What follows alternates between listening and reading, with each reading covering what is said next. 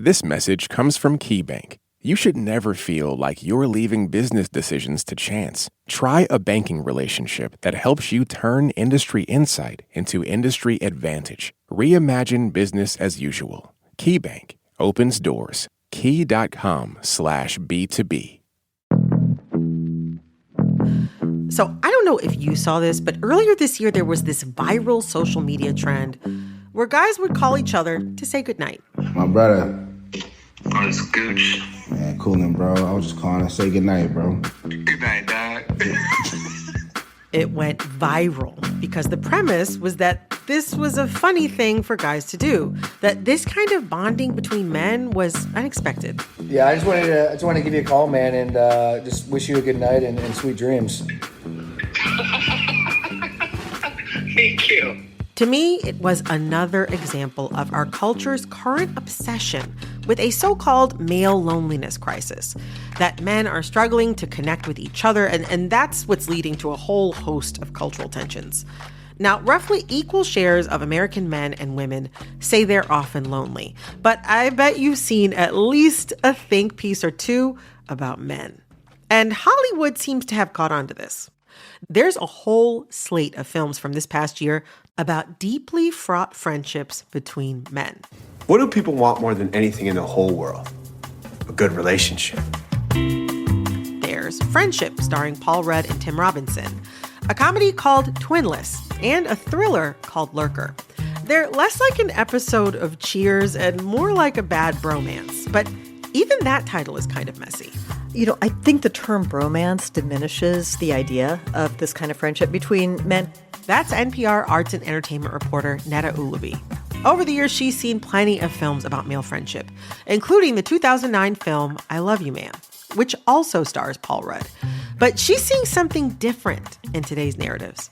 There was that whole range of bromance comedies, 40-Year-Old Virgin and The Hangover, but those didn't really take male friendships that seriously, and these do. In talking about vulnerability, these films end with the mask completely off. IndieWire's awards editor Marcus Jones sees it too. I think there's a level of deeper understanding at the end that you don't necessarily get when it's just the joy of people getting along with each other.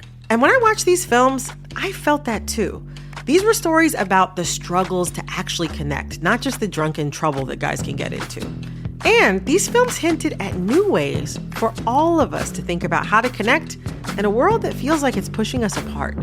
And don't worry, I promise, there are no spoilers ahead.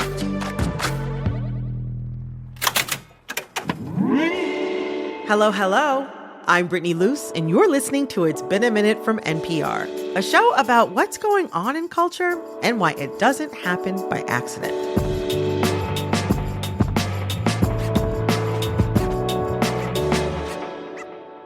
I want to start with Friendship, which is directed by Andrew DeYoung, which was in theaters earlier this year and is now streaming on HBO Max. It's a dark comedy about a cringy marketing executive named Craig, played by Tim Robinson, who I adore. And Craig receives an offer to hang with his cool neighbor, Austin. You're smart. You have a good job. There's nothing to be nervous about. Just be yourself. You're a freaking prince. Played by Paul Rudd. He is very cool. He's like a weatherman on TV. Like, he's got long hair. He's doing his thing. Now, initially, Craig and Austin hit it off, but Craig fumbles his first hang with Austin's group of friends, and Austin, like, ices Craig out. He basically cuts off the friendship. Now, Craig crashes out, and we see just how deeply the pain of rejection by this neighbor affects him.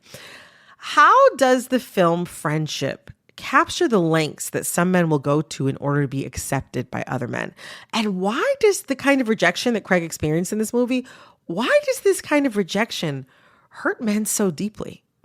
I can start in that although this film gets so heightened, there are just like some incredible truths to kind of the romanticism of like finding a new friend that really knows you, but then such shame when you have that kind of group setting where it's the test and you end up failing. And not only do you not have access to not just one male friend, but a male friend group, the next level? I couldn't agree with you more. This was actually, of the three movies, the one that I found most personally relatable, which I should maybe be a little embarrassed to admit. Yeah, I was going to say, I'm like, we say Craig crashes out. I mean, Craig is crashing this out. podcast isn't over yet, Brittany.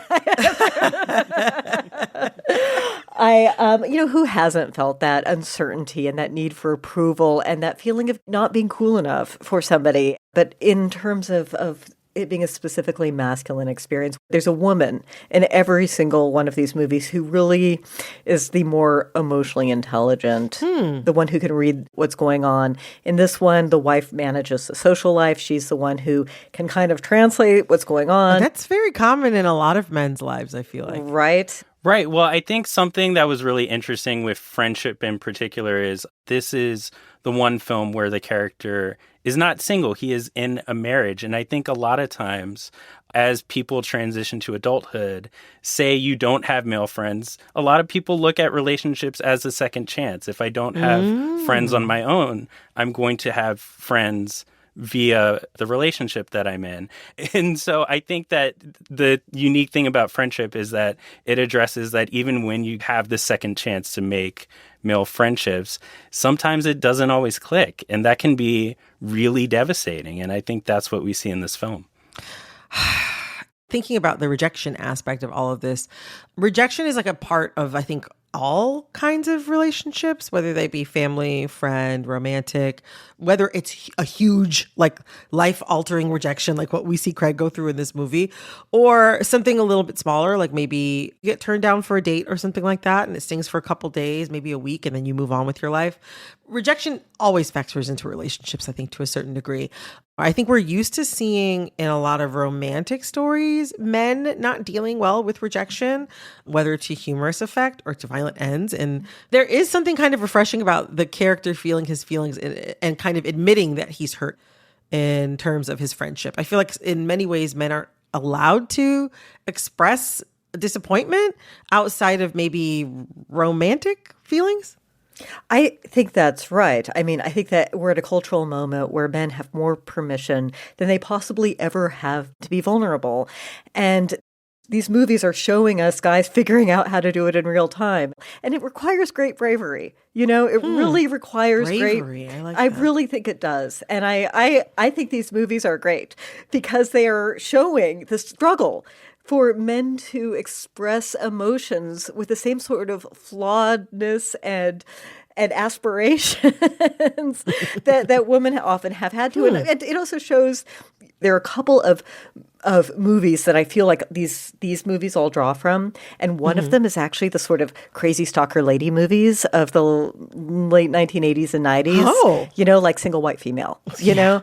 Yeah. And a lot of them were about women obsessed with other women. Not all. Some of them, like Basic Instinct was another one, The Crush was another one. There were a whole bunch of these. We're kind of at a moment culturally where we're processing them differently than we were able to because we've sort of been sitting with them for a while. I want to talk about another kind of a flavor of male friendship through the movie Twinless. I have to say, I had a blast watching Twinless. It was in theaters earlier this fall, and now it's available on streaming. So if you didn't catch it in theaters, you can watch it now at home. It centers on a friendship between two men who meet in a support group for people who've lost a twin. One of them is Roman, played by Dylan O'Brien. He's an aimless, straight bro who lives at home with his mom.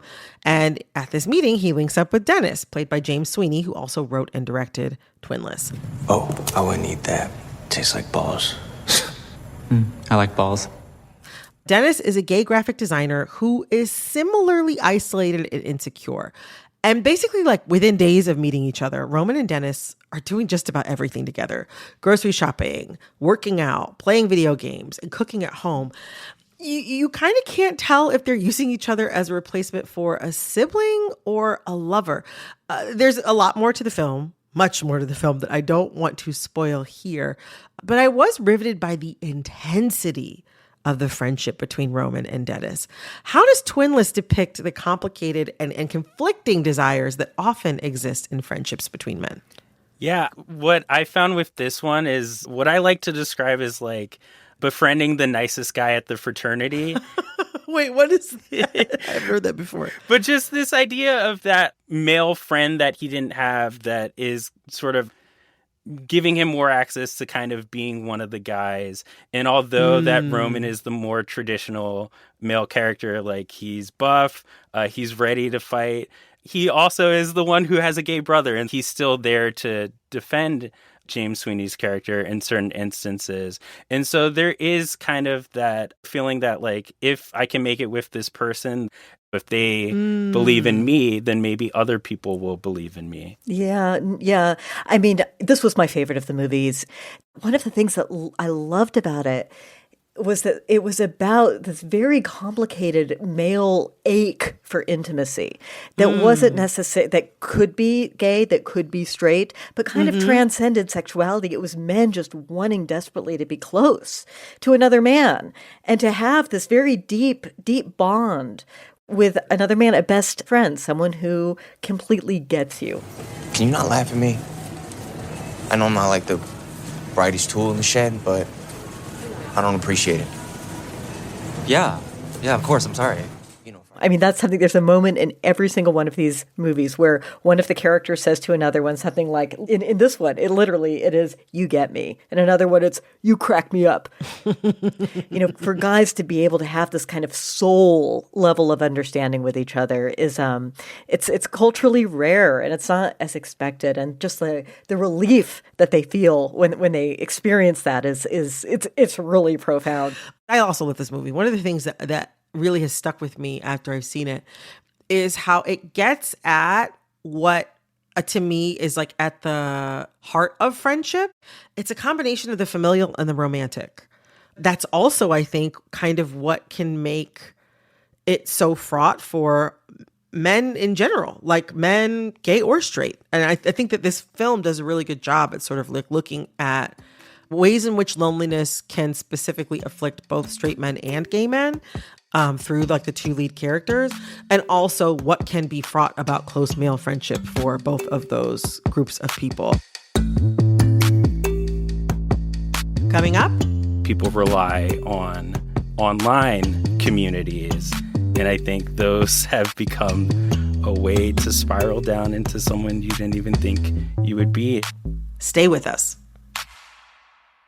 This message comes from Schwab. Everyone has moments when they could have done better. Same goes for where you invest. Level up and invest smarter with Schwab. Get market insights, education, and human help when you need it. Support for this podcast and the following message come from Betterment. Don't just imagine a better future. Start investing in one with Betterment. Betterment helps people and small businesses put their money to work by automating to make saving simpler, optimizing to make investing smarter, and building innovative technology backed by financial experts. So be invested in yourself. Be invested in your business. Be invested in better with Betterment at Betterment.com. Investing involves risk. Performance not guaranteed. This message comes from the Council for Interior Design Qualification. Interior designer and CIDQ president Siavash Madani explains why good design is so much more than looks. Good design is never just about aesthetics. It's about intention, safety, and impact. Being NCIDQ certified means you've qualified to protect the health, safety, and welfare of the public. Learn more at cidq.org/NPR. This message comes from NPR sponsor Rosetta Stone, an expert in language learning for 30 years. Right now, NPR listeners can get Rosetta Stone's lifetime membership to 25 different languages for 50% off. Learn more at rosettastone.com/NPR. Well, I want to dig into another aspect of male friendships that comes through very clearly, very prominently in the third film we're going to discuss. The element of competition is very present in a lot of friendships between men. In the film Lurker, which is directed by Alex Russell, This film is available for streaming right now on Mubi. We see a retail worker, Matthew, played by Theodore Pellerin, scheme his way into the entourage of a mid-level pop star named Oliver, played by Archie Madekwe. In the film, Oliver is like the alpha of his friend group, really his entourage. And we see several characters jockeying for his attention and approval. And Matthew is no different than them. He'll do just about anything to secure his spot close to Oliver, even if he has to harm other people, even if he has to harm Oliver himself. How are you all thinking about themes of jealousy or envy and competition in this film, Lurker? Well, I think that goes hand in hand with how this film most of all digs deep into parasocial relationships and how friendships can develop where you might not know who the other person is. Here we see Matthew already knows who Oliver is, and Oliver isn't aware of that. And so you see, although at times the friendship feels genuine, it's built off the foundation that Matthew isn't being forthcoming about how much he really knows about Oliver. Like, is he being himself around Oliver, or is he presenting himself in a way that Oliver, this rising star, will keep him around? That's a really good point. Like, parasocial relationships were not something, I mean, aside from like maybe I'm thinking of the Eminem song and video for Stan. Well, yeah. I mean, before it was like literal stalking, but now and like real celebrity. Yeah. But now you can just be like a streamer. You can be a guy who's popping on Instagram. You actually really only need a social media account for someone to have a parasocial relationship with you before you even get close to them. That's a really good point. And no, it doesn't even have to be that malicious. It's just like, I listen to It's Been a Minute, so I can obviously say things I know about you. And you wouldn't necessarily know that because this is the first time we're speaking. Oh my God, so true. I don't remember all the stuff that I say. Like, someone could collect a lot of really useful information. I would think, wow, we're meant to be. Yeah, so this is very active, but a lot of times you can't help but know things about people before you meet them. Even in high school, like when everyone had Facebook, it's like, well, like I came across this person's profile and it's nice to put kind of a voice to the web page. Yeah. And in this one, I don't know if you picked up on this. I'm sure you did. There was a moment when Oliver, the rock star, says to Matt, the sort of parasite hanger-on, he calls him my son. And I felt the absence of a father in this movie more than in any other, and the sort of vacuum of fatherlessness that both men had. You know, the parasite is saying, I believe in you. I'm going to support your talent. I'm going to do whatever I can to make sure you succeed. He's saying these idealized father words. You know, it's something interesting that our producer Corey Antonio mentioned in thinking about these kinds of friendships is that competitiveness is often baked into how young boys relate to each other. And often from early childhood. Like what may start out as a playground competition, you know, often becomes the only way that you know how to interact with other men. Yeah. That's how you get fights, betrayals, and isolation and things like that. If you're not on the team anymore, then there goes your group of male friends. And I think that's a dynamic that for some reason holds consistent. Say you're the black sheep of the men you work with at work. That could be just as isolating and feel just as bad, maybe reminding you of childhood. There's a statistic that I want to share with you all. I think we have heard stats about how men don't have numerous friends, like they don't have huge groups of friends or tons of friends. But it's not just about the quantity of male friendships, but also the quality of male friendships. According to a 2021 survey by the Survey Center on American Life, only 30% of men say they have had a private conversation with a friend during which they shared their personal feelings in the past week. That's compared to 48% of women. So like nearly half of women have done that in the past week as of 2021. I don't know. What do you think these films have to say about what happens when men try to be vulnerable in their friendships? I think it's really speaking to people trying to find community, because I think part of the toxicity is that instead of seeking out in-person reactions, people rely on online communities. And I think those have become sort of a way to spiral down into someone you didn't even think you would be and further isolate you because people outside maybe don't understand what you're trying to communicate the way people in your online community do. That's a really good point. I didn't even think about that. Experiencing perhaps rejection or isolation or dealing with fierce competition or hazing, and then trying to be vulnerable in the face of that. I do see how that could drive someone to want to withdraw and find some other ways to interact with other people that feel less risky. You know, this isn't exactly a spoiler, right? But none of the films that we discussed today have traditionally happy endings. I mean, each of these friendships, they sour, they suffer, or even implode. What does it mean that even our fictional male friendships end in failure and heartbreak? Yeah, and there is something, I grew up in a bicultural household, and there is something about you belong, but you don't belong. You have a claim to something, but you don't really have the authority to that claim. And you have a vexed relationship to it. And this is talked about very explicitly in Twinless. You can see it also in Alex Russell's movie. There is that kind of being inside and outside in the sense that it will never freaking work. That adds, I think a little note of nihilism to these movies. I mean, weirdly, I did find all the endings happy. I mean, there are a range of extremely dark. But I think in general that in terms of like, we're talking about treating these similar to romantic relationships. And should the friendship end, it's giving credence to the idea that that also isn't necessarily a failure. That also was a relationship that even though it didn't last, it's something that you can still grow from.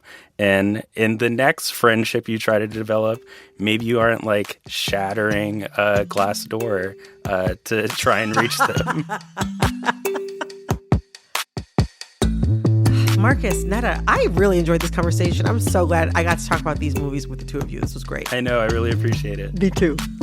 That was NPR arts and entertainment writer Netta Ulaby and IndieWire awards editor Marcus Jones.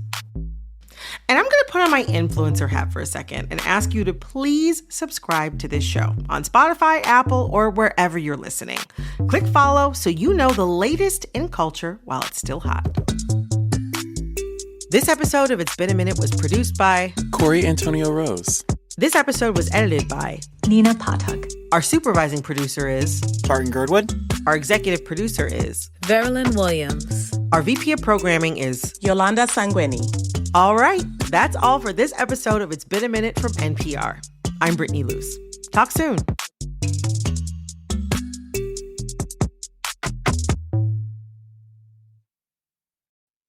This message comes from Jerry. Are you tired of your car insurance rate going up, even with a clean driving record?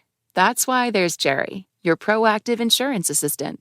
Jerry compares rates side by side from over 50 top insurers and helps you switch with ease. Jerry even tracks market rates and alerts you when it's best to shop. No spam calls, no hidden fees. Drivers who save with Jerry could save over $1,300 a year. Switch with confidence. Download the Jerry app or visit jerry.ai/NPR today.